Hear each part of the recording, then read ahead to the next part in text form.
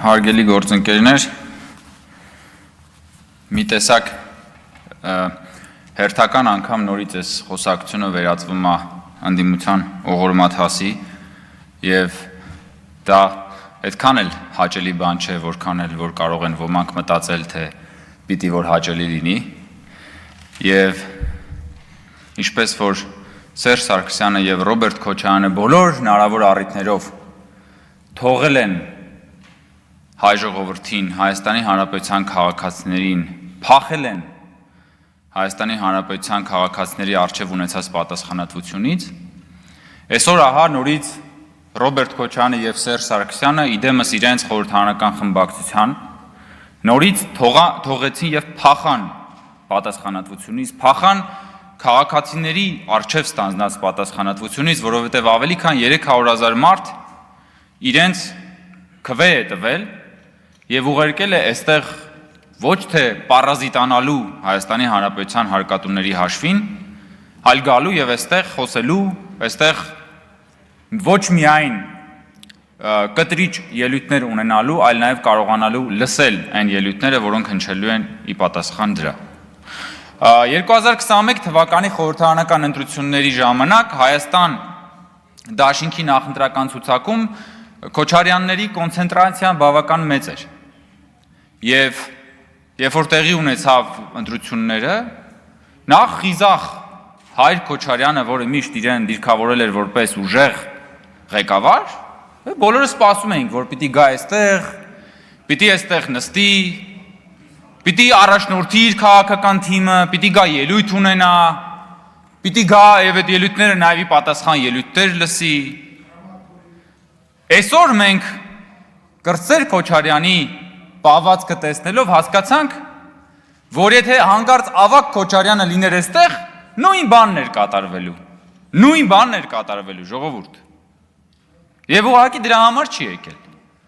որովհետև ուրիշ որևէ բան, ուրիշ որևէ բացատրություն չկա,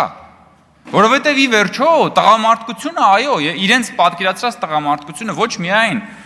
խրոխտ բաներ ասելն է, այլ շատ հաճախ ավելի դժվար խրոխտ բաներ լսելն է, որը իրենք որևէ կերպ չեն կարողանում անել, եւ ինձ համար հոգեբանորեն շատ դժվար է ասել բան, եւ շատ բան ունեմ ասելու, որը հիմա ուղղակի չեմ կարողանում ասել, որովհետեւ չեմ կարող նայել նրանց աչքերին, որովհետեւ իսկապես դա մի տեսակ արդեն շատ է նմանվում գնացածների հետևից կամ լավը կամ ոչինչ տրամաբանությանը, բայց ես հույս ունեմ, որ մի օր իրենք այստեղ կլինեն եւ դրա մասին առիթ կլինի խոսելու։ Ասում է մեր հարստությունը ինչը որ ունենք, ամբողջը բանա, հիմնավորված է, փաստաթղթերով հիմնավորված է, հա փաստաթղթերով դոլարային միլիոնատեր են փաստաթղթերով, չնայած իրականում ոնց որ թե հարյուրավոր մուլտիմիլիոնատեր են։ Եվ ասում է դա փաստաթղթերով հիմնավորված է, այդ ոնց ախր էլի։ Որ ձեր երկուսի Զույգ Քոչարյանի համախառն ներքին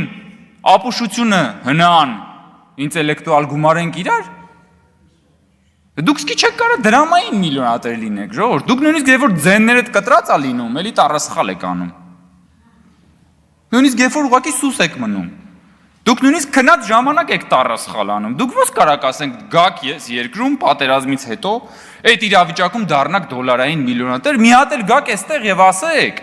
որ բան փաստաթղթերով ամեն ինչ հիմնավորված է։ Եվ իրականությունը ո՞րն է այս վերջին մի քանի օրերի խորհրդարանական քննարկումների հիմնարար պատճառը հետևյալն է, որ ապօրինի գույքի բռնագանձման թափանիվը անշրջելիորեն առաջ է գնում, որ այս մարդիկ չեն կարողանալու անկաշկանդ որոճալ իրենց թալանածը, թույլ չենք տալու անկաշկանդ որոճալ ձեր թալանածը, ձեր երազանքը չի իրականանալու։ Եվ հենց դրա համար, կորցնելով նաև վերջին հույսը սահմանադրական դատարանում, տեսնելով, որ արդեն դատարաններ են մտնում կոնկրետ հայցադիմումներ, հասկանալով, որ գնացքը արդեն գնում է այս մարդիկ իրենց քարոզչական եւ ոչ միայն քարոզչական մարտա գլխիկներին ուղարկում են այստեղ ակտիվանալու եւ վերջին մարտը մղելու համար։ Բայց ես նորից եմ ասում, որ այս process-ը անդառնալի է, այս process-ը շարունակվելու է եւ ժողովրդից թալանածը ամբողջությամբ վերադառնալու է։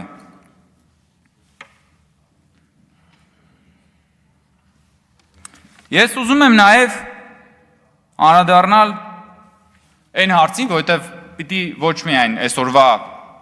իրենց վերջին ելույթին անդրադառնամ, դրանից առաջ այլ ելույթներ են եղել։ Ու այս քննարկման ժամանակ ես միևնույնն է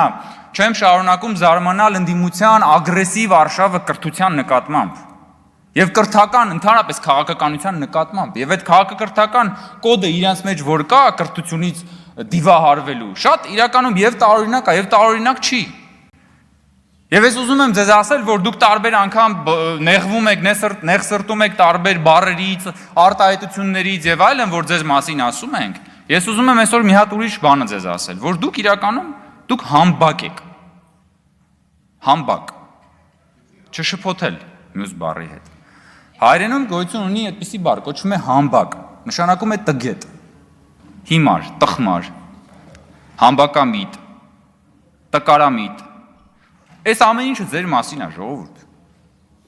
Համ դուք այսօր քանի որ այն մյուս բառը քննարկվեց ավելի շատ ընդամենը 1 տարի տարբերությամբ։ Ես ուզում եմ ասեմ, որ չէ կա մի շատ ավելի դիպուկ բառ է, որը ձեզ բնորոշում է։ Դուք համբակ եք, որովհետև միայն համբակը կարող է գալ եւ անընդհատ թիրախավորել կրթությունը։ Ո՞ց կարելի է տենց բան անել ուղակի, ես չեմ հասկանում։ Բանը ասում է Արթուր Խաչատրյանն ասում է, պարոն Կոնջորյանը, որ մեզ ասում է բան, քաղաքական հայդուկ բան, նեղվել է այդ հայդուկից։ Ես բացատրել եմ, ես հիմնավորել եմ, թե խի եմ ձեզ ասում հայդուկ։ Եվ նորից կարող եմ ասել։ Հայդուկ ձեզ ասում եմ, որովհետև աշխարհի վերաբերյալ ձեր ընկալումները եւ հանրության այդ ընկալումները պարտադրելու տրամաբանությամբ դուք մնացել եք 19-րդ դարում։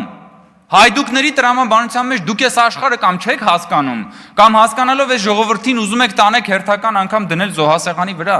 Լսեք, աշխարհում այսօր 8 միլիարդ մարդ կա։ Եվ ընդամենը 200 պետություն։ Մենք այդ 200 պետությունից մեկն ենք։ Լինելով ընդամենը, եթե հավատանք թվերին,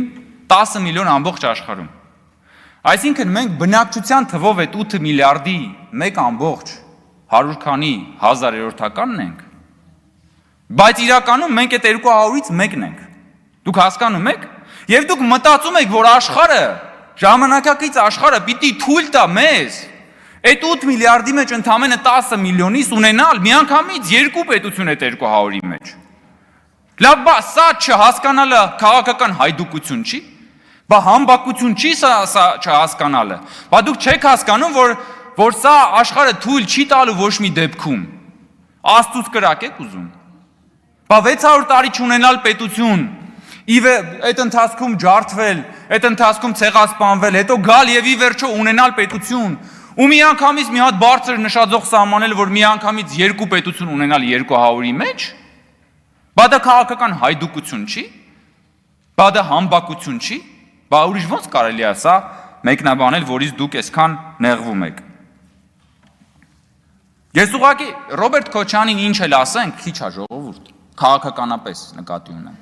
Որտեղ Ռոբերտ Քոչյանը այն մարդն է, որ նախ հայտարարել է, որ Հայաստանը տեսնում է միութենական պետությունում, հետո հայտարարել է, որ Հայաստանն է սկսել պատերազմը։ Որևէ պետության ղեկավար նախկին պատմության մեջ դժվար է գտնել, որ սեփական պետության դեմ սենց ցուցմունք տա, որ պատրաստ լինի աճուրդի հանել սեփական պետության ինքնիշխանությունը ժողովրդին։ Եվ հետո հիմա գալիս են այդ մարդկանց ներկայացուցիչները ու ստեղ նենց ինքնաբավ հրճվանքով բաներ են խոսում, որ մտածում ես լավ, այս մարդիկ ընդհանրապես իրականության զգացում ունեն, թե չունեն։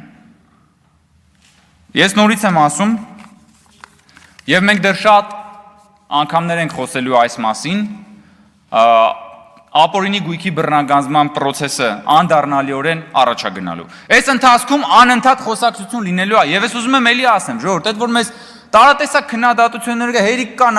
ասում են հերիքա նախկիններից խոսակ, հերիքա նախկիններից խոսակ, հերիքա նախկիններից խոսակ։ Հնարավոր չի միաժամանակ ասել Թալանացը հետ բերեք եւ ասել հերիքա նախկիններից խոսակ, որովհետեւ Թալանացը նախկինների Թալանացն է, ժողովուրդ ջան։